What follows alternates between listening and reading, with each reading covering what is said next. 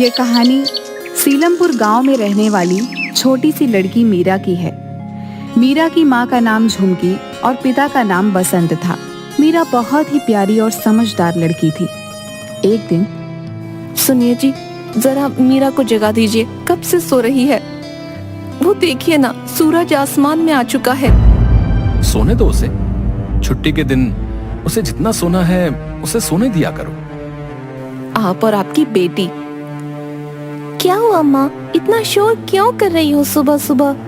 वाह, देखो जरा आसमान को, इतनी देर तक भला कौन सोता है? पापा देखो ना माँ को, मैंने कुछ भी नहीं किया और माँ है कि मुझे डांट रही है। भाग्यवान, बेटियां मायके में आराम नहीं करेंगी तो ससुराल में करेंगी क्या? दिन भर या तो पढ़ाई या तो खेल, कम से कम छुट्टी के दिन तो मेरी मदद कर दिया करो। जिस दिन मर जाऊंगी तब पता चलेगा तुम्हें सुबह से लेकर शाम तक काम करना कैसा लगता है। और तुम दोनों छुट्टी के दिन जिस तरह आराम करते हो, कभी मुझे भी दे दिया करो छुट्टी। लेकिन नहीं, मैं तो इस घर की नौकरानी हूँ। गुस्सा क्यों होती हो? चलो, आज आपका सारा काम हम करेंगे, आप बस आराम करो। क्यों पिताजी? ठीक है, चलो काम पर लग जाओ। मैं दिन का खाना बना देता हूँ। पिताजी, मैं बर्तन धो देती हूँ। इसके बाद मीरा और उसके पिता ने मिलकर सारा काम किया और खाना खाने के लिए बैठे।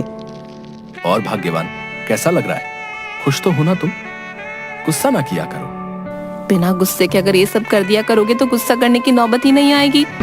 माँ, अब से आपकी छुट्टी के दिन मैं मदद कर दिया करूँगी, ठीक है? चलो अब खाना खा लो, सब ठीक है। अच्छा सुनो मीरा, तुमने अपना गृह कार्य कर लिया? हाँ, वो तो मैंने कल ही कर लिया था। सही किया। रात को क्या बनाऊं? माँ, बड़े दिनों से मछली नहीं खाए, आज मछली बना दो ना। ठीक है, बाजार जाकर शाम को मछली ले आना, ताजी वाली, ठीक है? ठीक है। इसके बाद शाम को बसंत मछली बाजार गया और दो ताजी ताजी बड़ी बड़ी मछली लेकर आता है। रास्ते में चलते चलते उसे अपना दोस्त किशोर मिला। अरे किशोर, कैसे हो भाई? बड़े दिनों बाद दर्शन हो रहे हैं तुम्हारे। हाँ भाई, थोड़ा शहर गया था माँ की दवाई लेने। क्या हुआ? काकी ठीक तो है ना? हाँ, थोड़ा ठीक है, बस बीपी बढ़ गया था माँ का। ध्यान रख माँ का। कोई भी मदद चाहिए होगी तो बताइए। तुमने इतना कह दिया, मेरे लिए इतना ही काफी है। अच्छा, अब मैं चलता हूँ भाई। ठीक है। इसके बाद बसंत अपने घर पहुंचा और अपनी पत्नी को मछली दे दी। झुमकी ने भी बड़े अच्छे तरीके से मछलियों को पकाया और सबको खाने के लिए बुलाया। सबके सब आ जाओ, गर्मा गर्म खाना तैयार है। आया भाग्यवान। माँ, खाना कहाँ है? तुमने हाथ धोए? अभी धोकर आई माँ। ये लड़की इतनी समझदार है, फिर भी इसे हमेशा बताना पड़ता है कि हाथ धोकर खाना खाना चाहिए। जाने दो ना, अभी छोटी है। आपके लाड़ प्यार नहीं तो बिगाड़ के रखा है इसे। आ गई ना, दे दो, बहुत भूख लगी है। ठीक है, ये लो, तुम्हारा बहुत मन था ना, तुम्हें जैसी पसंद है मैंने वैसी ही बनाई है। अरे वाह झुमकी, कभी डांटने लगती हो, फिर तुरंत प्यार भी करने लगती हो। आप नहीं समझेंगे, माँ की डांट में भी प्यार होता है। चाहती हूँ कि मेरी बेटी एक अच्छी इंसान के साथ साथ समझदार भी बने। अब हमेशा तो मैं उसके साथ नहीं रह सकती ना, एक दिन उसे सब कुछ खुद ही करना होगा। बस अभी से तैयार कर रही हूँ उसे। चलो अब खाना खाते हैं। इसके बाद सबने खाना खाया और सब सो गए। अगले दिन जब सब लोग उठ गए तो बसंत ने देखा कि झुमकी तो अभी तक सोई है। झुमकी, क्या हुआ? तबीयत तो ठीक है ना तुम्हारी? झुमकी, झुमकी। बसंत ने वेद को बुलाया। बेटा, झुमकी अब नहीं रही, तुम इसके अंतिम संस्कार की तैयारी करो। शरीर को इस तरह रखने से वो सड़ने लग जाएगा। हमारी झुमकी को क्या हुआ? भगवान, इस उम्र में ऐसा उसके साथ नहीं होना चाहिए था। उसकी इतनी छोटी सी बेटी का क्या होगा? अब ये बिन माँ की बेटी कैसे रहेगी? इसके बाद सब लोग झुमकी को लेकर गए और उसका अंतिम संस्कार किया। बेटा कुछ खा ले, कब तक इस तरह बैठी रहेगी? माँ को क्या हुआ था पिताजी? कल ही तो माँ इतना खुश थी, उन्होंने मेरे लिए मछली भी बनाई थी। भला रात ही रात में उनको क्या हो गया पिताजी? मुझे नहीं पता बेटी, तेरी माँ के जाने से मैं भी दुखी हूँ, पर मैं भी नहीं जानता कि अब मैं क्या करूँ। ये खा ले मीरा। आप ही खाना खा लो पापा। रात को दोनों जन रोते हुए खाना खाए और सो गए। अगले दिन सुबह बसंत ने खाना बनाया और आज मीरा भी जल्दी उठ गई थी, लेकिन मानो दोनों की जीने की आस ही कहीं ना कहीं खत्म हो गई थी। प्रणाम भैया। प्रणाम। ये लीजिए, मैंने बनाया था, आप खा लीजिए। धन्यवाद बहन। अब बुरा ना मानो तो एक बात कहूँ भैया, मैं जानती हूँ इस समय ये बात आपको ठीक नहीं लगेगी, लेकिन मीरा का जरूर सोचेगा भैया। आप दूसरा विवाह कर लीजिए। आप भला कब तक मीरा का ध्यान रखेंगे? धीरे धीरे मीरा जवान होगी, उसे माँ की जरूरत पड़ेगी। बहन, झुमकी के जाने के बाद दूसरी पत्नी के बारे में सोचना भी मेरे लिए पाप है। मुझसे ये नहीं होगा। भैया आप मीरा का सोचिए, वो अभी छोटी है, एक माँ का होना बहुत जरूरी है। अब बाकी आपकी इच्छा। वहां उसने अपनी मासूम बेटी मीरा को देखा। मीरा, तुम कब तक ऐसे ही बैठी रहोगी? जाओ, अपने दोस्तों के साथ खेलने चली जाओ। नहीं पापा, मेरा मन नहीं है। उसी तरह कई दिन बीतने लगे। बसंत से अपनी बेटी का ये हाल देखा नहीं जा रहा था। उसने फैसला किया कि वह दूसरी शादी करेगा और मीरा को एक नई जिंदगी देगा। तुम ठीक कह रही थी। जब से झुमकी गई है, मीरा उदास बैठी रहती है। मैं इस तरह उसको मायूस नहीं देख सकता। अगर मेरी शादी करने से मीरा को एक माँ मिल जाएगी, शायद इससे उसके जीवन से उदासी चली जाएगी। हाँ भैया, मुझे भी मीरा की परवाह है, वो अभी छोटी है। आप चिंता मत करिए, मैं देखती हूँ। मुझे जैसे ही कोई आपके परिवार के लायक मिलेगी तो आपको बताऊंगी। भैया, मैंने आपके लिए एक रिश्ता ढूंढा है, आप एक बार उसे देखने चले जाइए, क्या पता कुछ बात बन जाए। इसके बाद बसंत नीलम नाम की एक स्त्री को देखने के लिए चला गया। घर परिवार वालों की सहमति से वो नीलम से विवाह कर लेता है। विवाह के कुछ समय तक नीलम मीरा के साथ अच्छे से व्यवहार करती है, लेकिन जैसे जैसे वर्ष बीतने लगे वह मीरा को परेशान करने लगी और बसंत के जाने के बाद उससे घर का सारा काम कराने लगी। अब मीरा जवान हो चुकी थी। ओ मीरा, जा खाना लेकर आ। तू कहीं की महारानी है जो जब देखो कमरे में पड़ी रहती है। ओ महारानी, कहाँ मर गई? खाना लेके आ जल्दी। इससे काम की उम्मीद रखना ही बेकार है। पता नहीं कब इसकी शादी होगी और ये बोझ कम होगा मेरी छाती से। भगवान, मेरे तो भाग ही फूटे हैं। छोटी माँ, मैं पढ़ाई कर रही थी। क्या करेगी इतना पढ़कर? करना तो तुझे चूल्हा चौका ही है। जा खाना लेकर आ, और हाँ, उसके बाद कपड़े धो दियो और बर्तन भी, समझी ना? ठीक है छोटी माँ। इसके बाद मीरा ने घर का सारा काम किया और शाम को जैसे ही बसंत घर पर आने वाला होता, वैसे ही नीलम मीरा के हाथ से झाड़ू लेकर खुद मारने लगती है। मीरा, तुम जाओ आराम करो, मैं हूँ ना। तुम केवल पढ़ाई करो। ये कोई उम्र है तुम्हारे काम करने की? मैं हूँ ना इन सब के लिए। और क्या चल रहा है माँ और बेटी के बीच में? कुछ नहीं जी, बस ये काम कर रही है। मैंने कहा कि ये कोई उम्र है भला? ये उम्र तो पढ़ने लिखने की है। हाँ मीरा, तुम जाओ अपनी पढ़ाई करो। मीरा चली गई। नीलम, तुम्हारा मीरा के प्रति प्रेम देखकर मैं बहुत खुश हूँ। मैं खामखा ही डर रहा था। चलो, अब मेरे लिए खाना लगा दो। जी अभी लाई। इसके बाद बसंत ने खाना खाया और लकड़ियां काटने के लिए चला गया। बसंत के पास एक आदमी भागता हुआ आया। अरे बसंत, अरे जल्दी घर जा भाई। अरे मीरा बाजार में बेहोश हो गई है, लोग उसे घर ले गए हैं, जा जल्दी घर। अब मेरी बेटी ठीक तो है ना? अब वो तो मुझे नहीं पता भैया, बस किसी ने कहा कि तुझ तक ये खबर पहुंचा दूं। इसके बाद बसंत भाग के अपने घर पर पहुंचा। अब क्या हुआ मीरा को? इन्हें आराम की जरूरत है। जी सब कुछ तो बढ़िया है, फिर मीरा इतनी कमजोर कैसे हो गई? सारी मेरी ही गलती है। मैं भी काम की वजह से कुछ दिनों से उस पर ध्यान नहीं दे पाया। नीलम सुनो, तुम थोड़ा मीरा का ध्यान रखो, मैं इसके लिए दवाई लाता हूँ। ठीक है जी, आप जाइए।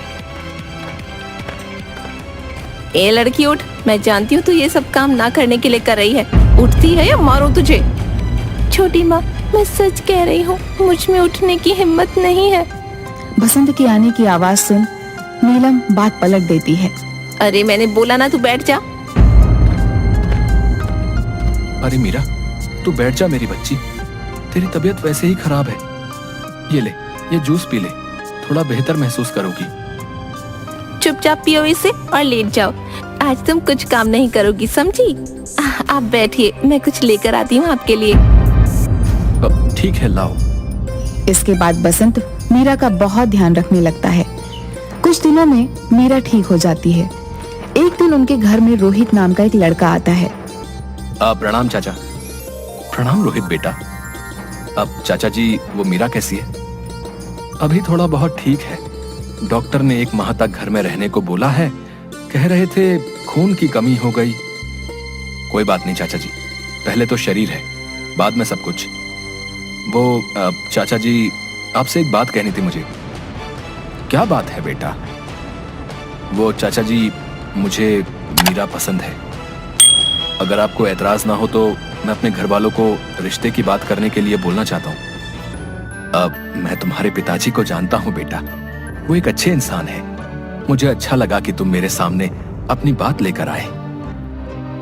चाचा जी, आप एक बार मीरा से भी पूछ लीजिएगा कि वो ये शादी करना चाहती है या नहीं, क्योंकि मैं उस पर जबरदस्ती ये रिश्ता नहीं थोपना चाहता। इसके बाद रोहित वहाँ से चला गया। रात को बसंत ने मीरा से रोहित के बारे में बात की। बेटा, तुम्हें रोहित कैसा लगता है? क्यों पिताजी, आप ये सब क्यों पूछ रहे हो? आज रोहित घर आया था रिश्ते की बात लेकर। देखो बेटा, मुझे रोहित पसंद आया, लेकिन अगर तुझे रोहित पसंद नहीं है तो कोई बात नहीं। हम तेरे साथ कोई जबरदस्ती नहीं करेंगे। ये फैसला सिर्फ तेरा ही होगा कि तुझे किससे शादी करनी है। पिताजी, रोहित एक अच्छा लड़का है। अगर आपका मन है कि मैं उससे शादी करूं, तो मैं आपके फैसले का सम्मान करती हूँ। बेटी, तू एक आदर्श बेटी है। आज अगर तेरी माँ जिंदा होती तो तुझे देख बहुत खुश होती। पिताजी, माँ की बहुत याद आती है। काश वो कभी हमें छोड़कर जाती ही नहीं। ऐसी बात क्यों कर रही है? क्या मैं तेरी माँ नहीं हूँ?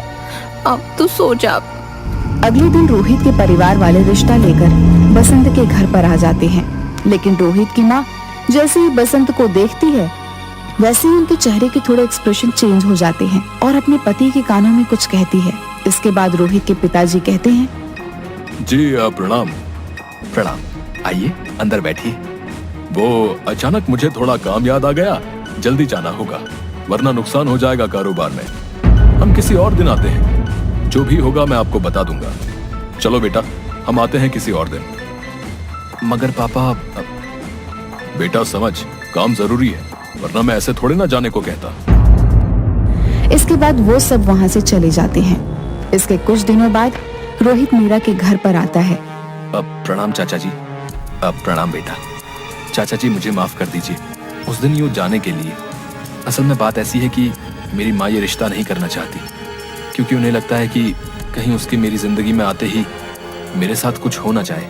इसलिए माँ ने इस रिश्ते के लिए मना कर दिया है। मुझे माफ कर दीजिए, मेरी वजह से आपको ये दुख सहना पड़ा। इसके बाद रोहित वहाँ से चला गया। ये सब मीरा ने सुन लिया। शाम के वक्त नदी किनारे चली गई। नदी को देखते देखते वो नदी के अंदर जाने लगी और जब तक पानी उसके सर के ऊपर नहीं गया तब तक वो चलती रही। थोड़ी देर बाद वो पानी में समा गई। थोड़ी देर बाद पानी से एक आत्मा उसे सुरक्षित पानी से बाहर निकाल देती है, उसे एक जगह पर लिटा देती है। थोड़ी देर बाद मीरा की आंखें खुलती हैं। उठो मीरा। माँ तुम? हाँ बेटा, मैं। कहाँ चली गई थी आप?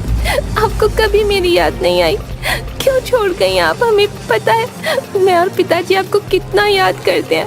वो माँ बिल्कुल अच्छी नहीं है, जब देखो मौका ढूंढती है ताकि मुझ पर अपना गुस्सा निकाल सके। माँ, मैं बहुत थक गई हूँ, मुझसे अब और नहीं सहा जाता। आज से तेरे सारे दुखों का अंत हो जाएगा। अगले दिन जब वह घर का काम कर रही थी, तभी उसकी सौतेली माँ नीलम ने, सारा दिन एक ही काम करने में लगाएगी या बाकी काम भी करेगी? चल इधर आ। मेरी बेटी से काम कराएगी? रुक, तुझे अभी बताती हूँ। इसके बाद नीलम रसोई घर में जाती है। तभी सारे बर्तन हवा में उड़ने लगते हैं और इधर से उधर गिरने लगते हैं। तभी वो डर के मारे पीछे पीछे जाने लगती है। तभी वो अचानक किसी से टकरा जाती है और पीछे मुड़कर देखती है तो वहाँ पर मीरा खड़ी होती है। ऐसे क्या खड़ी है? पागल सी ने डरा दिया मुझे। ये सब पक्का तूने ही किया है। रुक जा, तुझे बताती हूँ अभी। वो सामने रखा एक डंडा उठाती है और जैसे ही मारने वाली होती है तभी मीरा वो डंडा पकड़ लेती है और उल्टा उससे ही मारने लगती है और थोड़ी देर बाद वहाँ से चली जाती है। अरे मार डाला, न जाने कौन सा भूत चढ़ गया महारानी पे। मार डाला, इसको तो मैं बताऊंगी। रुक तू। इसके कुछ दिनों बाद मीरा जब थक हार कर जंगल से वापस घर आती है तभी उसकी सौतेली माँ नीलम उसको देख लेती है और रसोई घर में बचा कुचा सारा खाना छुपाकर उसके लिए कुत्ते को दिया हुआ खाना वहां से उठाकर रसोई घर में रख देती है और छुप जाती है। इसके बाद मीरा खाना खाने के लिए जैसे ही बैठती है मीरा को गुस्सा आने लगता है और वो तभी अपना हाथ उठाती है और उसकी सौतेली माँ नीलम हवा में उड़ते हुए उसके सामने आ जाती है। तू ऐसे नहीं सुधरेगी ना। कुत्ते का खाना खाना चाहती है ना इसको। रुक, तुझे अभी बताती हूँ। इसके बाद वो उसे ठूस ठूस कर सारा खाना खिला देती है। इसके बाद मीरा वहाँ से चली जाती है। मैं समझ गई हूँ, इसके शरीर में कोई भूत घुस गया है। इसके बाद मीरा की सौतेली माँ नीलम एक तांत्रिक को बुला कर लाती है।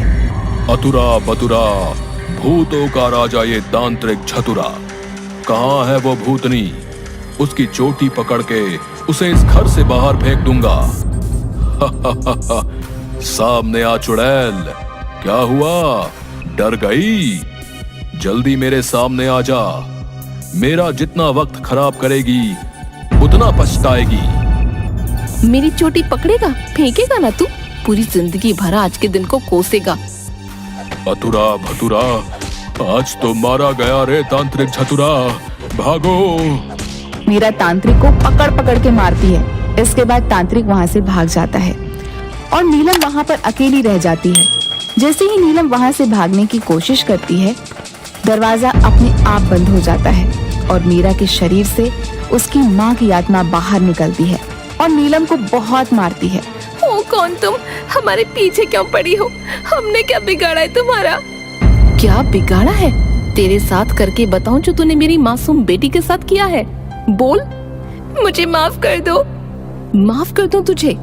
क्या लगता है वो सब मैं भूल जाऊंगी? तू भी वो दर्द सहेगी जो मेरी बेटी ने सहा, समझी? तुझे भी तो पता चले कि कैसा लगता है दर्द होने पर। उसी समय मीरा को होश आ जाता है। रुक जाओ माँ, छोड़ दो इन्हें। हम किसी को सजा तो दे सकते हैं लेकिन बदल नहीं सकते। जिन्हें बदलना होता है वो बदल जाते हैं। मारपीट कभी किसी को नहीं बदलती माँ। बोल, फिर से करेगी? नहीं, मैं सच में नहीं करूँगी। मैंने जो भी किया उसके लिए मुझे माफ कर दो। मीरा, इसकी बातों में मत आ, ये मगरमच्छ के आंसू हैं। माँ, मैं ये लड़ाई झगड़ा और नहीं देखना चाहती।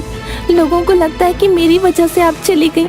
एक लड़के ने मुझसे शादी करने से मना कर दिया क्योंकि उसके परिवार वालों को लगता है कि मेरे उनके परिवार में आने से उनके परिवार वालों को खतरा होगा। छोटी माँ को लगता है कि मेरी वजह से वो कभी माँ नहीं बनी। जब सबके दुखों की वजह मैं हूँ तो इन्हें सजा देकर क्या फायदा? नहीं बेटा, ऐसी बातें मत सोच। इस दुनिया में जिसके साथ जो कुछ भी होता है उसके पीछे एक कारण होता है। भले ही उस वक्त वो कारण हमें समझ ना आए, लेकिन एक दिन जरूर समझ आ जाता है। क्या एक दिन मेरे साथ सब ठीक हो जाएगा माँ? मैं थक चुकी हूँ इस रोज रोज की चीजों से। हाँ बेटा, अब तेरे साथ सब ठीक हो जाएगा। मुझे माफ कर दे मीरा। तुम्हारे पिताजी नहीं चाहते थे कि तुम्हारे हिस्से का प्यार किसी और को मिले, इसलिए उन्होंने कभी दूसरे बच्चे के बारे में सोचा तक नहीं। माँ ना बनने की वजह से मेरी तकलीफ तुम्हारे लिए नफरत में बदल गई। मुझे हमेशा मेरा दर्द तो देखा, लेकिन तेरा दर्द नहीं देख पाई। एक मौका दे कि मुझे। मैं हमेशा से जानती थी कि आप मुझसे इतनी नफरत क्यों करती हो, इसलिए कभी पिताजी को इन सब के बारे में नहीं बताया। तुझसे जितनी माफी मांग लूं ना उतनी कम है। मैं तुमसे दिल से माफी मांगना चाहती हूँ बेटा। अब से तुम्हें मेरी वजह से कोई तकलीफ नहीं होगी। मैं अब इस घर में और रहकर तुम लोगों को तकलीफ नहीं देना चाहती। इसके बाद मीरा की माँ मीरा को अपना आशीर्वाद देकर वहाँ से चली जाती है। अब मीरा और उसकी सौतेली माँ नीलम खुशी खुशी दोनों एक साथ रहने लगते हैं।